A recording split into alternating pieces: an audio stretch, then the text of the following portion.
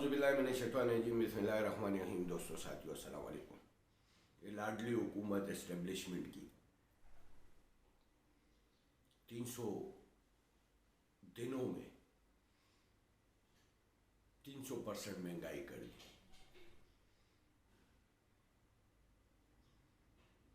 महंगाई की एक तूफान आ चुकी है मुल्क के अंदर। बेरोजगारी की और महंगाई की एक तूफान है जिससे मुल्क दो चार है। खुदकशियों का रुझान बढ़ रहा है। माशरे के अंदर बुराइयां जन्म ले रही है और वो तमाम एंकर्स, वो तमाम साफ़ी जो इमरान खान साहब की हुकूमत में महंगाई की मातम करते थे वो आज खामोश है। सुबह उठने के बाद टीवी चैनलों के ऊपर शुरू हो जाते थे और पूरा पूरा दिन और पूरी पूरी रात महंगाई पे लेक्चर देते थे कि ओह जी इतनी बड़ी महंगाई हो गई है। आज एक गरीब आदमी को 2 वक्त की रोटी नहीं मिल रही है। महंगाई भी बढ़ती जा रही है और दूसरी तरफ बेरोजगारी भी बढ़ती जा रही है, क्योंकि इन नालायकों की नाकिस पॉलिसी की वजह से सनतें भी बंद हो रही है और सनतें बंद होने की वजह से मुल्क के अंदर बेरोजगारी बढ़ती जा रही है और उसके ऊपर एक महंगाई का तोहफा भी इस हुकूमत की तरफ से अवाम को दिए जा रहे हैं। और इन नालायक और नाअहलों की कारकर्दगी से आप अंदाज़ा लगाए और मुल्क दुश्मन पॉलिसियों से आप अंदाज़ा लगाए कि पंजाब में हेल्थ कार्ड स्कीम जो तहरीक इंसाफ की एक कामयाबी स्कीम, जिससे एक आम आदमी को सेहत की सहूलत मिल रही थी, एक आम गरीब आदमी को सहूलत मिल रही थी हेल्थ की, उस स्कीम को भी बंद कर दिया गया। यानी वो तमाम पॉलिसियाँ जो अवाम दुश्मन पॉलिसियाँ हों, जिससे अवाम मुतासर हो, जिससे अवाम पर बोझ पड़े, चाहे वो महंगाई हो, बेरोज़गारी हो, दहशतगर्दी हो, वो पॉलिसियाँ इस मौजूदा हुकूमत जो इस्टेब्लिशमेंट की लाडली हुकूमत है, इसने अवाम के ऊपर मुसल्लत करना है। यही एजेंडा है इनका। दूसरी तरफ वो डाकू रानी आई हुई है, सैर तफरी करके घूम फिर के पाकिस्तान आ गई है और गिरफ्तारियों की मजाक उड़ा रही है। जो तहरीक इंसाफ की लीडरशिप गिरफ्तार हो रही है उसके ऊपर मजाक उड़ा रही है। एक तो इस हुकूमत ने एक नई मंतक निकाली हुई है कि तौहीन जरदारी का भी FIR कटते, तौहीन बिलावल का भी FIR कटवाते, पर्चा दर्ज कराते, तौहीन इलेक्शन कमिश्नर का भी पर्चा दर्ज कराते। एक नई मंतक निकाल दी। आप अंदाज़ा लगा सकते हैं कि या तो दहशतगर्दी की FIR होगी या बगावत की FIR होगी। अभी तौहीन शख्सियात की भी जो है FIR दर्ज हो रही है और मुकदमात दर्ज हो रहे हैं। इससे आप अंदाज़ा लगा सकते हैं कि 3.5 साल हुकूमत में रहने के बावजूद तहरीक इंसाफ के ऊपर करप्शन का कोई केस नहीं है। 1% की करप्शन साबित नहीं हुई है तहरीक इंसाफ की लीडरशिप पर, तहरीक इंसाफ की हुकूमत के ऊपर। अब रह गई सिर्फ ये FIR है तो तौहीन जरदारी, तौहीन बिलावल, तौहीन मरियम नवाज, तौहीन शहबाज शरीफ, तौहीन मौलाना फजल रहमान, ये FIR रह गई है और इनके पास कोई FIR है, कोई और केसेस नहीं है इनके पास और न ये साबित कर सके तहरीक इंसाफ के ऊपर 1% की भी करप्शन साबित नहीं कर सके। दूसरी तरफ इनके ऊपर जो केसेस थे वो करप्शन के केसेस थे और इनकी जेल के अंदर जो सहूलतें इनको उस वक्त भी एस्टेब्लिशमेंट की मेहरबानियों से मिली हुई थी। बड़े बड़े कमरे दिए गए थे, माशाल्लाह AC, फ्रिज, सहूलतें तमाम वहाँ पर मौजूद थी। पूरी पूरी लिस्टें बना के जो है ना, दिन में सुबह से लेके शाम तक मुलाकातें होती रहती थी। गरम गरम खाने जो है ना घर से पहुंचाए जाते थे। और मरियम को तो माशाल्लाह पूरी सहूलत दी गई थी कि दो तीन खवातीन भी जो है ना सुबह सुबह जो है मरियम के पास पहुंच जाती थी, जिनको तैयार कराने में मदद करती थी। और तैयार करके जब एहतसाब अदालतों में पेश होते थे तो तैयार होके लाखों रुपए की जो है ना लिबास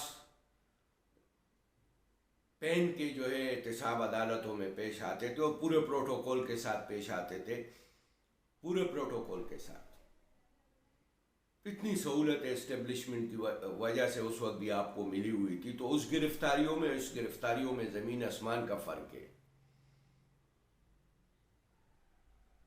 यहाँ तौहीन की जाती है। शहबाज गिल के साथ जो हुआ, अजम स्वाति के साथ जो हुआ, यहाँ तौहीन की जाती है, इंसानियत की तौहीन। यहाँ पर फवाद चौधरी को पूरी पूरी रात सर्दी में ठंडक में जो है गाड़ी में घुमाया जा रहा था। यहाँ शेख रशीद को कुर्सी से बांधकर उसके साथ बदतमीजी होती रही, धक्के देते रहे। आप तो प्रोटोकॉल के साथ आते थे क्योंकि एस्टेब्लिशमेंट की हिमायत आपको हासिल थी। आपको तो पुलिस प्रोटोकॉल देती थी, सर झुका के आपके साथ चलती थी, आपके लिए गेट खोलती थी। आपकी गाड़ी तो सीधा जो है एहतसाब अदालत के अंदर चली जाती थी। आपके लोग तो एहतसाब अदालतों की दीवारों को पलांगते थे, कोई रोकने वाला नहीं था। आपको तो तमाम सहूलतें मिली हुई थी। और जब थोड़ी सी सख्ती आती है तो आपके पास मेडिकल रिपोर्ट्स की ब्रीफकेस भरी होती है। जब आप अपोजिशन में आते हो, आपके ऊपर केसेस खुलते हैं, आपको गिरफ्तार किए जाते हैं, तो आपकी जिस्म के अंदर जो है ना हर किस्म की बीमारी पनाह ले लेती है। और उस पनाह की बुनियाद पर आपको लंदन में पनाह मिल जाती है हमारी इस्टेब्लिशमेंट की ताउन से। हर किस्म की बीमारी आपकी जिस्म में पनाह ले लेती है और उस पनाह की बुनियाद पर आप लंदन चले जाते हैं और सुकून की ज़िंदगी वहाँ गुजारते हैं। और फिर डील करके एनआरओ करके इस मुल्क के अंदर आते हैं और मजाक तहरीक इंसाफ की गिरफ्तारियों को उड़ाते हैं। यही FIR अगर आप लोगों के ऊपर काटी जाए और यही रवैया आपके साथ रखा जाए जिस तरह तहरीक इंसाफ की लीडरशिप के साथ रखा गया है, तो एक सेकंड भी आप जो है एक दिन भी आप नहीं रोक सकते हो यहाँ पर, जो कि तारीख है आपका। आपका वालिद मुस्लिम लीग नून का लीडर नवाज शरीफ दवाई लेने लंदन गया था। रोजाना टीवी चैनलों पे शोर मचा हुआ था कि बस जी मरने वाले हैं, बस जी इतनी बीमारियां निकाली गई है उसके अंदर, और इतनी बीमारियां टीवी चैनलों के ऊपर डिस्कस होने लग गए और आराम से मुल्क से बाहर चले गए। और आज तक डॉक्टर के पास नहीं गया दवाई लेने। वहां से बैनुल अक़वामी कुव्वतों के साथ पाकिस्तान के अंदर साजिशें कर रहे हैं। ये सहूलतें आपको किसके ज़रिए मिलती है? एस्टेब्लिशमेंट के ज़रिए। और क्यों मिलती है? इसलिए मिलती है कि आप लोग लूटने में पार्टनर हो। आपने इस मुल्क के ख़जानों को मिलकर लूटा है। हाँ, कहीं ना कहीं इख्तिलाफ तकसीम पर आ जाता है आप दोनों के दरमियान कुछ अरसे के लिए, हो आप पार्टनर। इस मुल्क को तबाह करने का, बर्बादी करने की जिम्मेदारी आप दोनों के ऊपर आयद होती है और यकीनन आप दोनों इस मुल्क को मिलकर लूटते हो। तो दोस्तों और साथियों, अब इनको तकलीफ जेल भरो तहरीक से भी हो रही है। इनकी कोशिश ये है, क्योंकि मरियम नवाज को अंदाजा हो गया कि पब्लिक की तरफ से तो इनको कोई रिस्पॉन्स मिलना नहीं है। मल्तान बावलपुर निकली हुई है, खाली कुर्सियों से अलफ ले रही है, खाली कुर्सियों से खिताब कर रही है। यह अंदाजा तो इनको हो चुका है कि लोगों ने इनको जवाब दे दिया। और क्यों नहीं देगा जवाब? कब तक लोग जो है इनके खोखले नारों से मुतासिर होकर इनको वोट देते रहेंगे? कभी जाग पंजाबी जाग के नाम पर जो है ना वोट लेंगे, कभी तेरी पग नू लग गया दाग के ऊपर वोट लेंगे, कभी ग्रेट पंजाब के नाम पर वोट लेंगे। कब तक लोग जो है आपके इस कोकले नारों से जो है एशियन टाइगर बनाएंगे पाकिस्तान को? कब तक इस कोकले नारों से लोग आपसे मुतासिर होते रहेंगे? लोग समझ चुके, लोग जी शऊर हो चुके, लोगों को ये बात समझ में आ चुकी है कि अब हमने इमरान खान के साथ मिलकर इस मुल्क को आज़ादी, खुद मुख्तियारी, खुददारी और तरक्की की राह पे गामजन करना है। ये लोग समझ चुके और लोग फैसला कर चुके हैं। अब इलेक्शन डिले कराएंगे जी, आइन में कोई नुक्ता निकालेंगे, इलेक्शन डिले कराएंगे। ये जमहूरी पार्टी है, ये जमहूरियत की बात करते हैं। इलेक्शन डिले कराने की साजिशें हो रही है कि वक्त पर इलेक्शन ना हो, क्योंकि इलेक्शन होगा तो इमरान खान जीत कर आएंगे, और जब इमरान खान जीत कर आएंगे